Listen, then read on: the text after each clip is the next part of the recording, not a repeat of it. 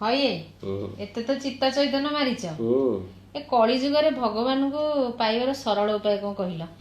ଏହା ଅତି ସରଳ। କେମିତି ମୋ ପ୍ରଭୁ ଜଗନ୍ନାଥ ସ୍ୱାମୀଙ୍କୁ ଆମର ସିଙ୍ଗାରୀ ସେବାୟତ ମାନେ ଯେମିତି ସେବା କରୁଛନ୍ତି ସେମିତି ସେବା କରିବାକୁ ପଡ଼ିବ। ମା ଭଳି ଖାଇବାକୁ ଦେବ ଏବଂ ସ୍ତ୍ରୀ ଭଳି ସେବା କରିବ।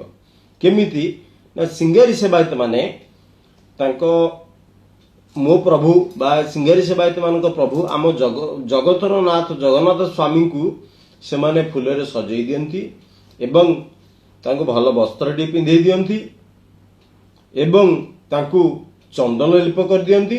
ତେଣୁ ସିଙ୍ଗାରୀ ସେବାୟତ ମାନେ ଯେମିତି ସେବା କରୁଛନ୍ତି ସେମିତି ସେବା କରିବ। ସେବା ଯୋଗୁଁ ଆପଣ ଭଗବାନଙ୍କୁ ପାଇବେ।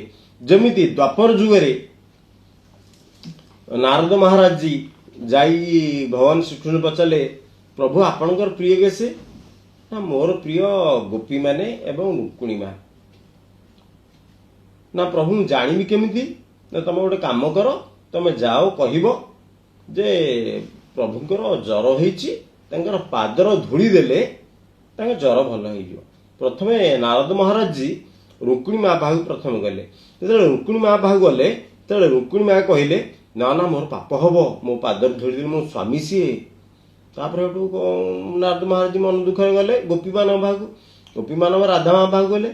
ରାଧା ମା ଗୋପୀ ମା କହିଲେ ଯେ ଆମ ସ୍ୱାମୀଙ୍କର ଯଦି ଜ୍ୱର ହେଇଛି ଏ ବ୍ରଜଦାଣ୍ଡର ଯେତକ ଧୂଳି ଆମେ ସବୁବେଳେ ଚାଲୁଛୁ, ତେଣୁ ସବୁଯାକ ଧୂଳି ନେଇଯାଅ ହେ ନାରଦ ମହାରାଜ ଜୀ, ଆମ ପ୍ରଭୁଙ୍କର କେବେ ଶରୀର ସୁସ୍ଥ ହଉ।